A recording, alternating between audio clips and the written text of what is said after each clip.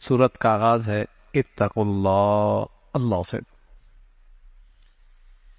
اگر اللہ کا خوف ہو اور فکر آخرت غالب ہو جائے تو بڑے جھگڑے بھی لمحوں میں ختم ہو جاتے، اور خوف خدا نہ ہو تو معمولی مولی باتیں بھی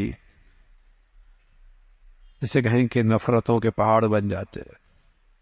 تو امت کو تلقین فرمائی اتقوا اللہ، اللہ سے ڈرو۔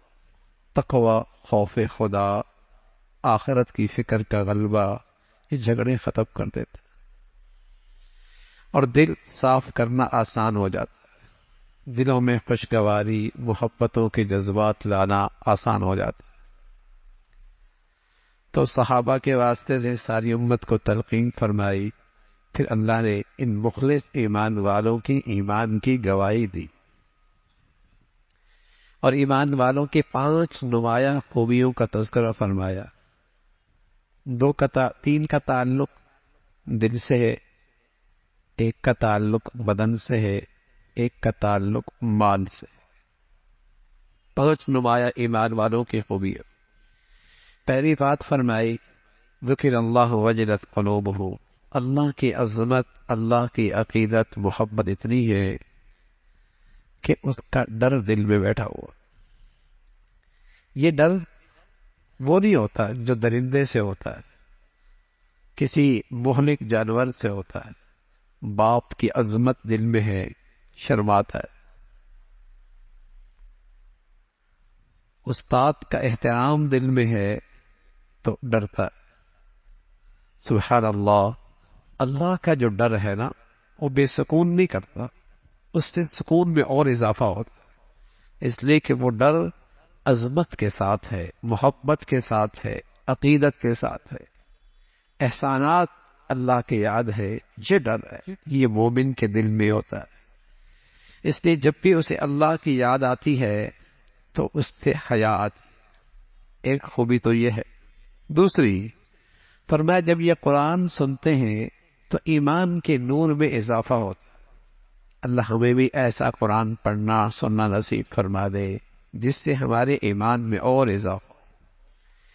تیسری علامت بتائی وہ اپنے اللہ پہ اعتماد اور بھروسہ کرتے ہیں، اسباب اختیار کرتے ہیں لیکن کامیابی کے لیے وہ اسباب کو آخری درجہ نہیں سمجھتے، بلکہ وہ جانتے ہیں اسباب جس ذات کے ہاتھ میں ہے نتیجہ بھی اسی کے ہاتھ میں ہے، کرے گا اللہ۔ چوتھی خوبی ان ایمان والوں کی یہ ہے نماز قائم کرتے ہیں، نماز پڑھتے نہیں ہیں، نماز قائم کرتے ہیں۔ پڑھنے میں اور قائم کرنے میں فرق ہے۔ نماز قائم یہ ہوتا ہے کہ اس کے تمام آداب اور شرائط کی رعایت رکھ کے نماز پڑھنا۔ اگر یہ آداب کی شرائط نہیں رکھیں گے تو نماز پڑھنا ہوگا، قائم کرنا نہیں ہوگا۔ فرمایا نماز قائم کرتے۔ اور 5ویں خوبی بتائی اللہ کا دیے ہوا مال خرچ کرتے ہیں۔ تو اللہ بھی نے فرمایا اولئک ھم المؤمنون حقا، یہ سچے ایمان والے ہیں جن میں یہ 5 خوبی ہے۔ صحابہ کے بعد رضوان اللہ علیہ اجمعین کے بعد اس امت کی سب سے بڑی شخصیت حسن بصری رحمۃ اللہ علیہ، صحابہ کے بعد یعنی تابعین میں سب سے بڑے آدمی حسن بصری رحمۃ اللہ علیہ۔ ان سے کسی نے پوچھا آپ ایمان والے؟ تو حسن بصری فرمان لگے ایمان کی 2 شان ہیں، ایک تو وہ ایمان والا ہوتا ہے آمنت باللہ و ملائکتی و کتبی و رسلی والیوم الآخر والقدر خیرہ و شرہ من اللہ تعالی، ان چیزوں پر ایمان لانا، اس لحاظ سے تو میں ایمان والا ہوں۔ باقی دوسرا وہ ایمان والا ہوتا ہے جس کی اس آیت میں بتایا گیا، اس کے بارے میں میں کچھ نہیں کہہ سکتا، امید تو رکھتا ہوں لیکن یقین سے کچھ نہیں کہہ سکتا۔ اتنا بڑا آدمی وہ بھی یہ کہہ رہا ہے۔ ایک تو وہ ایمان ہے کہ ان چیزوں پر ایمان وہ تو ہے، لیکن عمل کا یہ درجہ ایمان کا، فرمایا اس کے بارے میں مجھے کچھ نہیں پتا، وہ تو اللہ کے علم میں ہے کہ میں ان میں ہوں یا نہیں۔ ایسے ایمان والوں کے لیے اللہ نے 3 انعام بتائے۔ پہلا انعام درجہ بلند، دوسرا انعام بخشش، تیسرا انعام عمدہ رزق۔ عمدہ رزق کیونکہ ایمان والوں کی صفات بھی 3 قسم کی تھی. ایک کا تعلق دل سے تھا تو اس کا انعام کیا ملا؟ درجہ بلند. ایک کا تعلق بدن سے تھا، نماز، اس کا انعام بخشش، گناہوں کی بخشش. تیسرا ان کی خوبی تھی اللہ کے راستے میں خرچ کرنے والے، تو انعام بھی اسی انداز کا ہے. اللہ پھر اس خرچ کرنے کا بہت عمدہ رزق عطا فرمائے، اس کا رزق بھی بڑا شاندار ہو. پھر غزوہ بدر کا تذکرہ ہے. مسلمان ایک چھوٹے سے قافلے کے لیے گئے تھے ابو سفیان کے. وہ ان کی تجارتی قافلہ تھا اور جس پر ان کی پوری مکہ کی تجارت تھی. ان کو کمزور کرنے کے لیے مسلمانوں کا ایک چھوٹا سا، جسے کہیں گے جماعت، گئی حضور علیہ الصلوۃ والسلام کی قیادت میں. لیکن جب ابو جہل کو پتہ لگا کہ مسلمان راستے میں ہیں تو اس نے پورا 1000 کا لشکر تیار کر کے حملہ کرنے کے لیے بدر کی طرف آیا. تو اس موقع پہ مسلمانوں میں آپس میں رائے ہوئی کہ ان سے لڑنا چاہیے یا واپس جانا چاہیے. تو کچھ کا خیال آیا کہ تعداد ہی کیا ہے کہ ہم ان سے لڑیں گے. لیکن حضرت عمر کھڑے ہوئے، حضرت ابو بکر کھڑے ہوئے، حضرت مقداد کھڑے ہوئے، حضرت سعد کھڑے ہوئے رضی اللہ تعالیٰ عنہ، کہ یا رسول اللہ ہم آپ پر ایمان لائے اور آپ کا جو فیصلہ ہوگا، جو اللہ نے آپ کو بتایا ہوگا، اور اللہ ایسا لگتا ہے کہ اللہ ہم سے آج وہ کروائے گا کہ آپ کی آنکھیں ٹھنڈی ہو جائیں گی، ہم تیار ہیں 3 گنے بڑا لشکر کا مقابلہ کرنے کے لیے. اور نہتے سامنے سے مسلح فوج کا تیار ہے. ادھر حضور علیہ الصلوۃ والسلام نے جب بدر کے میدان پر پہنچے تو آپ کے لیے ایک چھوٹا سا بیٹھنے کی جگہ بنا دی گئی. وہاں کچھ صحابی آپ کے ساتھ ابو بکر رضی اللہ تعالیٰ عنہ ساتھ تھے. آپ نے رات بھر عبادت میں گزاری اور اللہ کے سامنے ہاتھ پھیلا دیے. ادھر حضرات صحابہ رضوان اللہ علیہ اجمعین سفر پہ، رات کی عبادت. لیکن اللہ نے ایک ایسی نیند بھیجی جس پر سب پر نیند طاری ہو گئی، اور جیسی وہ تھوڑی دیر کی نیند طاری ہوئی تو پھر تازہ ہو گئی اور دل میں ایک سکون آ گیا. اس نیند کا تذکرہ ہے. میدان جنگ میں دشمن سامنے نیند آ رہی ہے، یہاں تو ٹھنڈے ٹھنڈے بستروں کے اندر بھی اور شاندار بستروں میں بھی نیند نہیں آتی. ایسا سکون آیا، اس کا تذکرہ فرمایا. اور پھر اللہ رب العزت کا وعدہ پورا ہوا اور 3 گنے بڑے لشکر کو ان مسلمانوں نے شکست دی. اللہ نے فرمایا تم نے نہیں مارا، یہ ہم نے مارا. اللہ کے فرشتے تھے جو مسلمانوں کے جذبہ بڑھا رہے تھے اور ان کے پشتوں پہ مار رہے تھے، اس لیے کہ انہوں نے اللہ اور اللہ کے رسول سے دشمنی مول لی. ایمان والوں سے کہا کہ یہ تمہاری کامیابی کے پیچھے ہے کیا؟ اللہ اور اللہ کے رسول کی اطاعت. اس لیے ہمیشہ اللہ اور اللہ کے رسول کی اطاعت کرنا، ان لوگوں کی طرح نہ ہونا جو چپایوں کی طرح ہیں، جو اپنی جسم کی نعمتوں سے فائدہ نہیں اٹھاتے، دیکھنے سے، کانوں سے، گویائی سے، جو ان سے حق نہیں سمجھتے اور حق کے تقاضے نہیں پورے کرتے، وہ تو چپایوں کی طرح ہے، روئے زمین کی بدترین مخلوق ہے. انسان کے اعلیٰ اور ادنا کا معیار کیا ہے؟ انسان کی شرافت اور ذلت کا معیار کیا ہے؟ انسان کے اعلیٰ اور ادنا کا معیار کیا ہے؟ بزنس بڑھاؤ، کاروبار بڑھاؤ، پیسہ بہت ہو، عہدہ بہت بڑھاؤ. نہ، یہ اعلیٰ اور ادنا کا معیار نہیں ہے. اعلیٰ اور ادنا کا معیار قرآن کا یہ ہے، اگر اللہ کا فرما بردار ہے تو وہ بہت اعلیٰ ہے، اور اگر اللہ کا فرماندار نہیں، نافرمان ہے، تو وہ تو جانور ہے، وہ تو چپایا ہے، وہ تو انسان کہلانے کے لائق ہی نہیں ہے. ان شر الدواب، زمین کے بدترین چپائے ہیں وہ جو اپنی جسم کی نعمتوں سے فائدہ اٹھا کر اللہ کے نہیں بنتے، تو بدترین چپائے ہیں. اس کا تذکرہ فرمایا. پھر ایمان والوں کو تلقین فرمائی، اس فتنے سے ڈرو جو فتنہ صرف گنہگاروں پہ نہیں آئے گا، جو فتنہ صرف گنہگاروں پہ نہیں آئے گا، ان لوگوں پر بھی آئے گا جنہوں نے گناہ دیکھا اور گناہ کو نہ روکا، گناہ دیکھا اور گناہ کو نہیں روکا، ان پر بھی وہ اللہ کا عذاب آئے گا. اس فتنے سے بچو، اس کا تذکرہ فرمایا۔ اللہ اور اللہ کے رسول سے خیانت نہ کرو، اگر تم تقوی اختیار کرو گے اللہ رب العزت تمہاری خطائیں معاف فرما دیں گے اور تمہیں ایک نور عطا فرمائیں گے جس سے تمہیں صحیح اور غلط، بدعت اور سنت، حق اور باطل کی تمیز ہونے لگے گی۔ اللہ تمہیں ایک ایسا نور نصیب فرما دیں گے۔ رسول اللہ صلی اللہ علیہ وسلم نے اس نور کے بارے میں فرمایا، اتقوا فراست المؤمن فإنه ينظر بنور اللہ، مومن کی فراست سے بچو، وہ اللہ کے نور سے دیکھتا ہے۔ یہ فراست دل کی آنکھوں کا نام ہے، یہ فراست دل کی روشنی کا نام ہے۔ جب آدمی حلال کھاتا ہے اور پاکیزہ کھاتا ہے اور اپنی آنکھوں کی حفاظت کرتا ہے اور اپنے اعضاء اور جوارح کو گناہوں سے بچاتا ہے، اللہ اس کی بصیرت اور اس کی فراست کو بڑھا دیتا ہے، اس کی سمجھ بوجھ میں اضافہ کر دیتے ہیں۔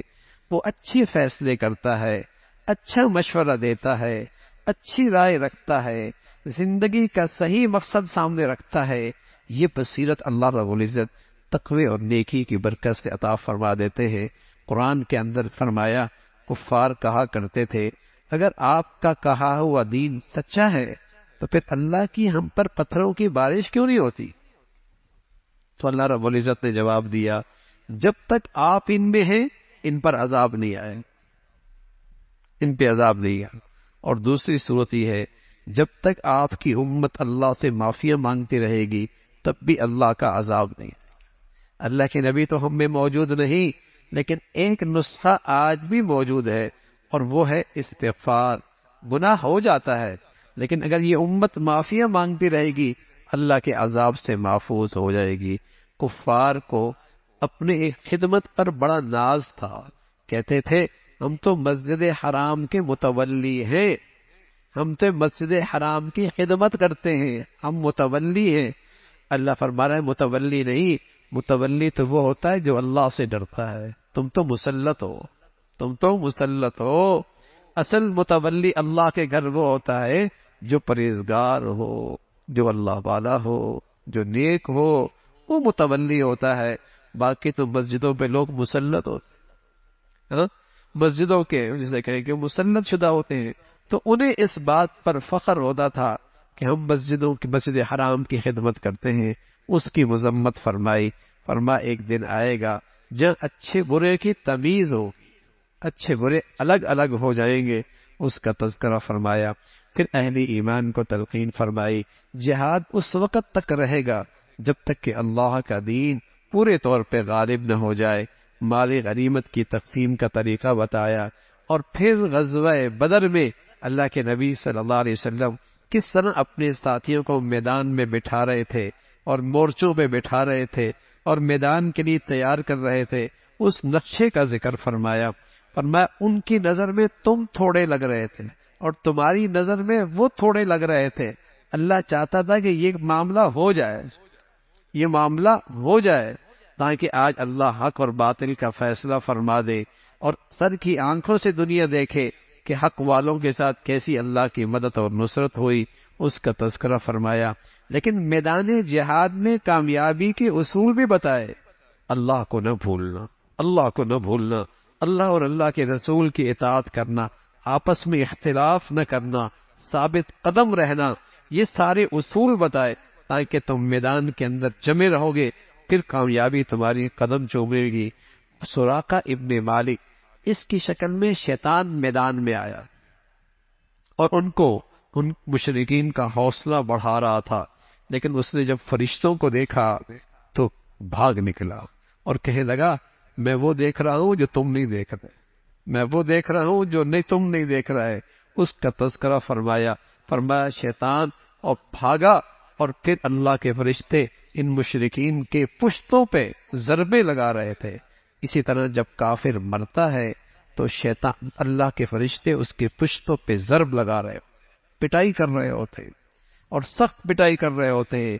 یہ تو اللہ کا نظام ہے، اگر کافر اور منافق کا مرنا دنیا دیکھ لے تو اس کو چھوڑ کے بھاگ نکلے، اس کو چھوڑ کے بھاگ نکلے۔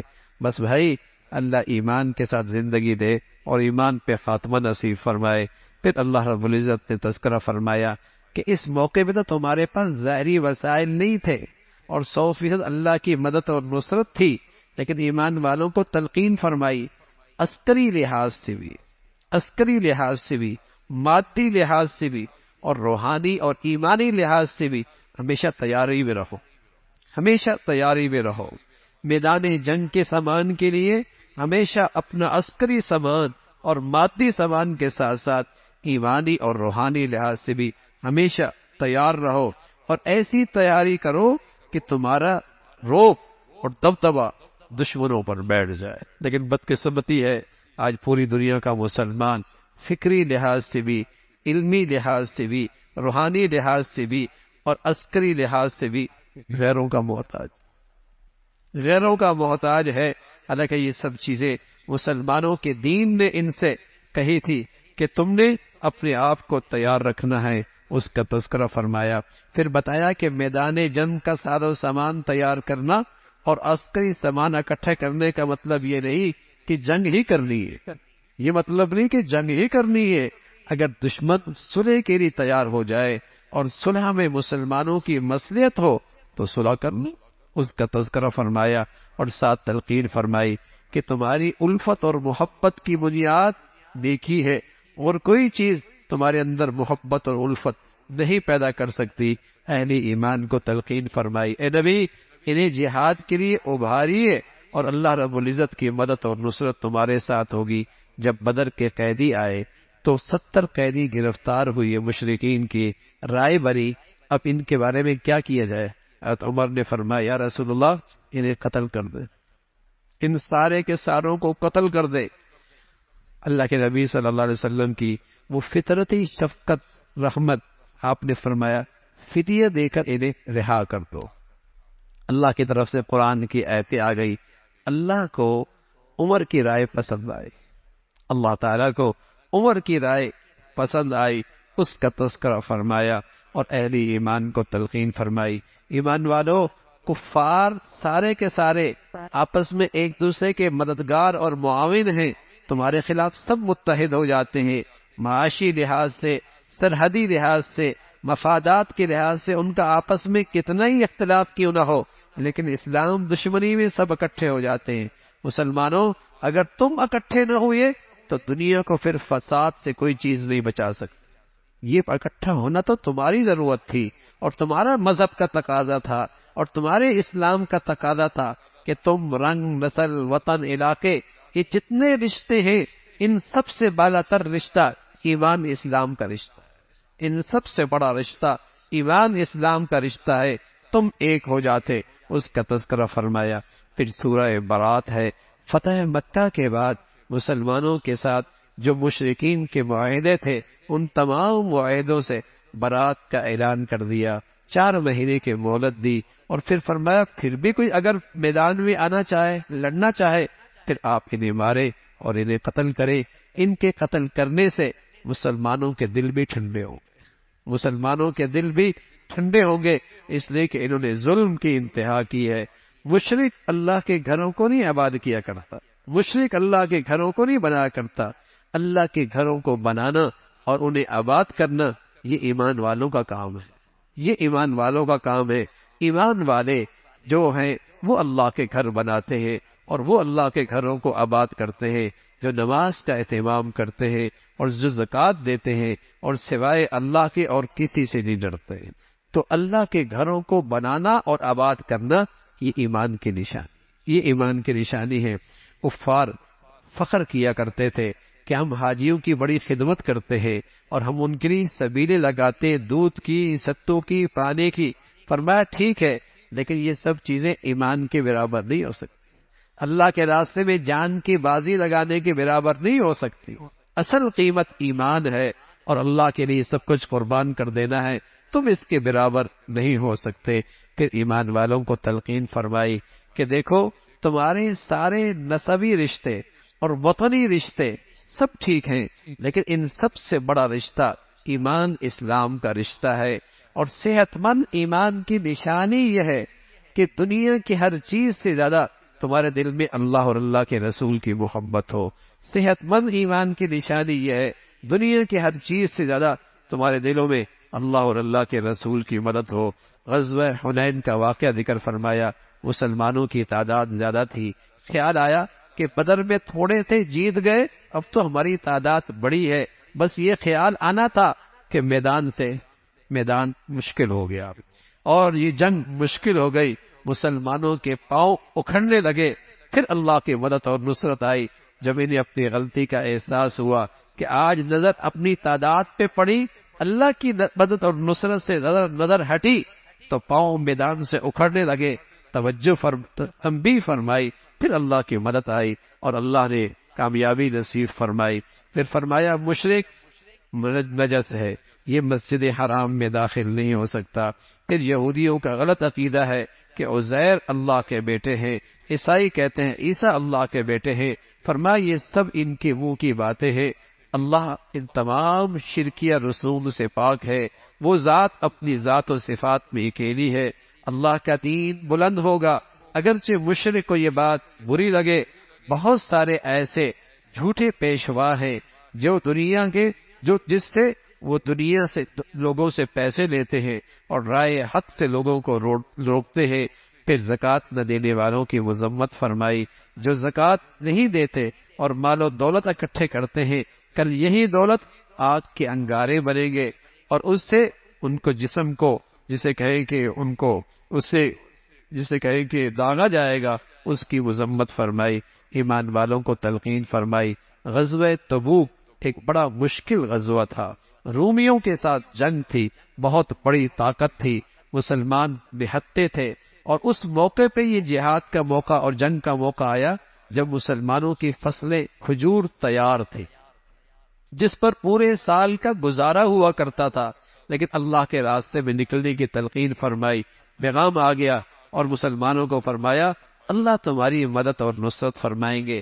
جیسے ہجرت کے موقع پہ حضور علیہ السلام کے ساتھ حضرت صدیق اکبر تھے رضی اللہ تعالیٰ عنہ، کس طرح دشمنوں کے درمیان اللہ نے ان کی حفاظت فرمائی، اس کا تذکرہ فرمایا۔ پھر اس غزوے میں منافقین نے جس انداز سے مسلمانوں کو پریشان کیا اور ستایا، ان کی مذمت فرمائی، یہ بہانے بناتے ہیں اور جان بچانے کی فکر کرتے ہیں، اگر یہ ساتھ چلی بھی جاتے تو سوائے شرارتوں کے ان کا اور کچھ کام نہیں تھا، ان کا خرچ کرنا اللہ کے ہاں قابل قبول نہیں ہے۔ پھر صدقہ خیرات کے مستحقین کی ایک فہرست ذکر فرمائی اور اس کا تذکرہ فرمایا، یہ ہے اللہ کے راستے میں خرچ کرنے والوں کے مصارف، اور منافقین کا طرز عمل فرمایا کہ وہ برائی کی طرف بلاتے ہیں، اچھائی سے روکتے ہیں، اور ایمان والے مرد اور ایمان والی عورتیں ان کا وظیفہ یہ ہے کہ وہ برائیوں سے روکتے ہیں، اچھائیوں کی طرف بلاتے ہیں، آخرت میں ان کے لیے بلند مقام ہے، اور آخرت میں جسے کامیابی مل گئی حقیقت میں وہی سچی کامیابی ہے۔ لیکن جو شخص کفر کی حالت میں مرا، اللہ کے نبی سے فرمایا آپ ان کے لیے استغفار کریں، 70 بار بھی استغفار کریں گے اللہ ان کی بخشش نہیں فرمائے۔ منافق اور کفر کے ساتھ مرنا یہ وہ بد نصیبی ہے کہ فرمایا اے نبی آپ 70 بار بھی ان کے لیے بخشش کی دعا کریں گے، ان کے لیے دعا قبول نہیں ہوگی، اور کبھی بھی ان کی نماز جنازہ نہ پڑھائیں، کبھی بھی کسی منافق کی نماز جنازہ نہ پڑھائیں، اس کی طرف تلقین فرمائی اور مسلمانوں کو پیغام دیا۔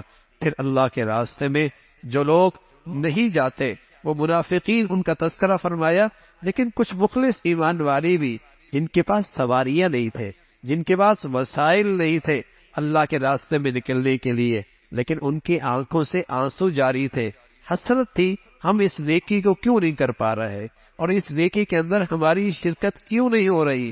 اللہ رب العزت فرما رہے ان کا نہ جانا بھی عذر ہے، ان کا نہ جانا ایک عذر ہے، اور ان کی اس پر کوئی پکڑ نہیں، پکڑ تو ان پہ ہے جو یہ نیکی کر سکتے ہیں اور ان کے پاس تمام وسائل میسر ہیں، پھر گھر میں بیٹھی ہوئی ہے۔ اللہ رب العزت نے ان کے دلوں پہ مہر لگا دی، ان کی مذمت فرمائی ہے۔ اللہ رب العزت دین کی صحیح سمجھ نصیب فرما دے۔